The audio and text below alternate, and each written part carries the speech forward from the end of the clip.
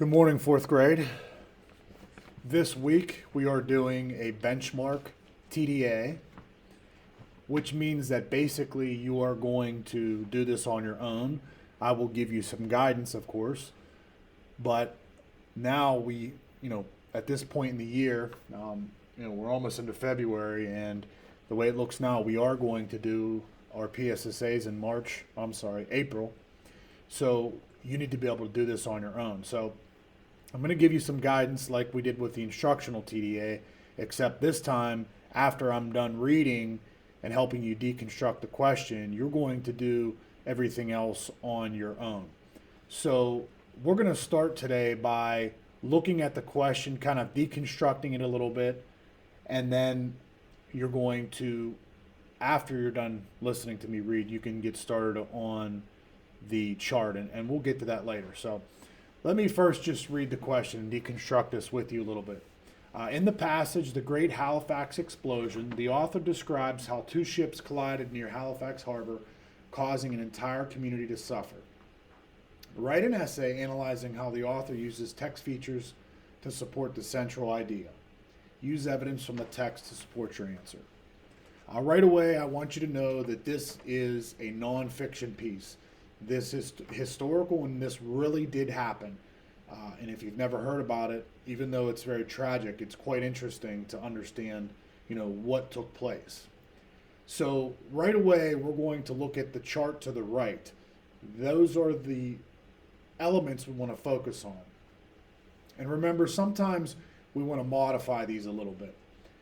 I'm going to tell you that text features is obviously one of our elements, and you can clearly see that to the right there in the informational element side.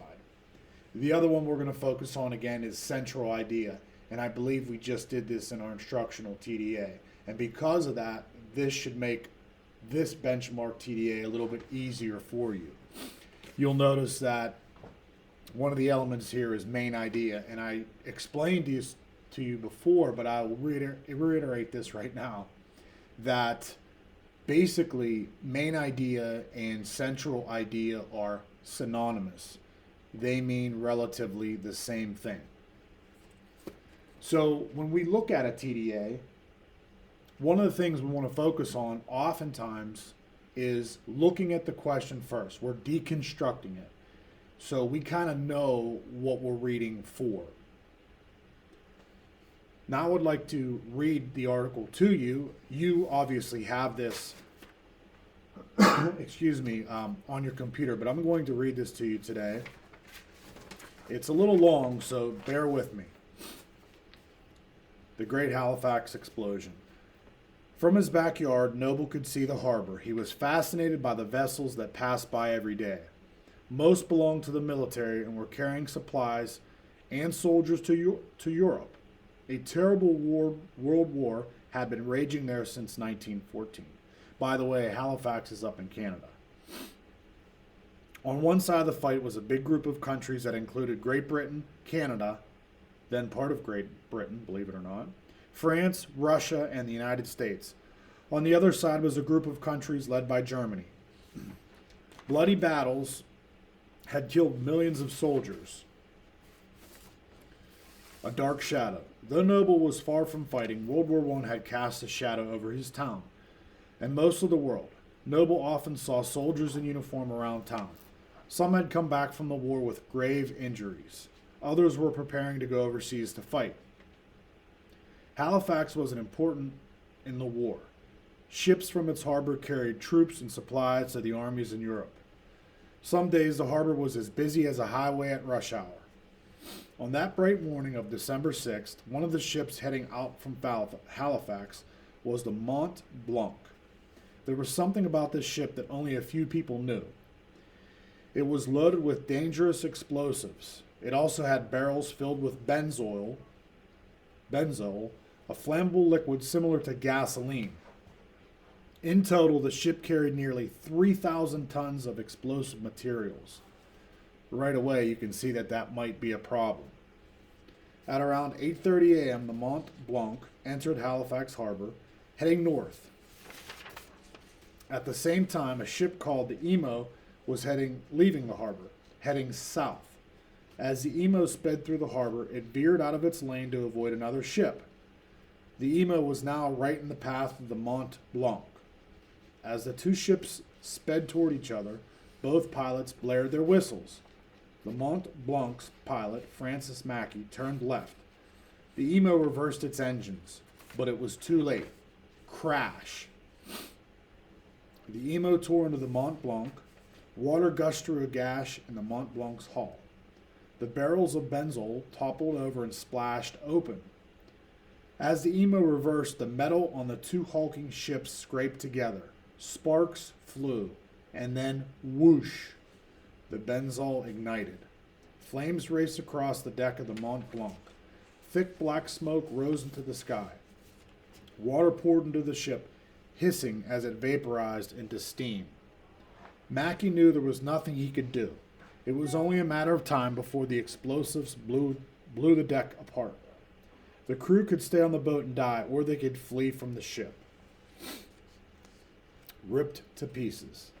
Mackey and the Mont Blanc crew got into the lifeboats and rowed toward shore. Mackey waved and shouted, trying to alert the other ships in the harbor to the danger, but no one seemed to notice. Back in Richmond, Noble saw flames flicking skyward from the Mont Blanc. He left his house and walked toward the harbor to get a better look. Like Noble, many in Dartmouth and Halifax rushed outside to see their burning ship. Others watched from their windows. Several boats raced toward the Mont Blanc, hoping to help. Their crews did not know that their lives were in danger. The Mont Blanc had been knocked off course during the collision. Now it was floating toward Noble in his Richmond neighborhood. At around 9 a.m., the ship drifted into Pier 6 on the Richmond waterfront, and then the Mont Blanc exploded. The ship was ripped to pieces. At its center, the explosion likely reached 9,000 degrees, more than 4 times hotter than lava. A tremendous blast of energy shot outward at a speed of 5,000 feet per second. That's the length of 14 football fields and the time it takes to blink your eyes. This shock wave ripped through Dartmouth and Halifax.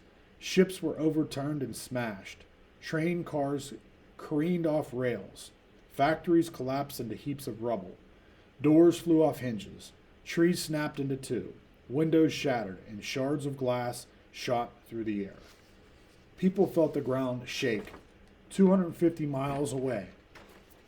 Many in Halifax and Dartmouth wondered if they were under attack. The shock wave lifted Noble into the air. He landed unconscious near his school. For about 10 minutes, black rain fell, a mix of burned benzol, melted pieces of the Mont Blanc, and other debris. More horror. When Noble came to, he saw that most of the buildings were gone. Fires burned everywhere. His jacket had been blown off. His skin was blackened by the rain. There was glass in his hair. Yet there was more horror to come. The explosion caused a huge wave that surged out of the harbor and crashed through Dartmouth and Halifax. This tsunami toppled more buildings. It swept people away. Lucky for Noble, the wave did not reach him. In a daze, he began to walk. He made his way through ruined streets. He headed back towards his house. Only moments before, his family had been going about their morning routine. There was almost nothing left of Noble's house, but the stove was still standing.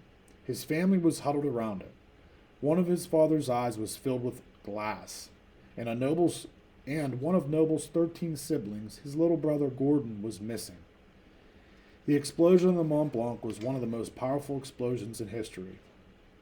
Only a few bombs have had more power. But something good happened. People rushed to help. Neighbors pulled neighbors from burning homes. Soldiers carried wounded people to safety. By the afternoon, trains were bringing nurses, doctors, firefighters, and supplies to Halifax. Another train carried Noble and his family away from the city, looking for answers. Thousands of people had lost homes and jobs. About 2,000 people had died, and at least 9,000 had been injured. People were angry. They wanted answers. Many blamed Mackey. He was even sent to jail for a short time. Historians now say that Mackey was treated unfairly, blamed for a terrible accident that was not his fault. Mackey later returned to the sea, but his name had been forever tarnished. Today, 100 years later, Halifax is a busy place. On the streets along the harbor, the scent of delicious seafood floats from restaurants. Ferries sound their horns, trains bring cargo to the ships docked in the harbor. Yet memories of the explosion still seem to ripple through the air. Mention it to nearly anyone, and he or she can probably tell you about a relative who lived through it. As for Noble, sadly, his brother Gordon was never found. The Driscolls pushed on as best they could, though. They lived for a while in a nearby town. In 1919, they welcomed a new baby. That same year, they returned to Halifax. By that time, World War I had ended. The Driscolls, like many people all around the world, were ready to rebuild their lives. Noble grew up and got married. He managed a store. He lived in a house in a neighborhood that was built on the ruins of Richmond. In that neighborhood today, at the top of a hill overlooking the harbor, there is a bell tower. Each December 6th, its bells ring in solemn memory of the day the sky shattered. All right, I've been talking for a while, so we're going to stop there today. Tomorrow what we will do is I will talk with you about filling out your chart and actually using the chart to write your TDA in 5 paragraphs. I will see you again tomorrow.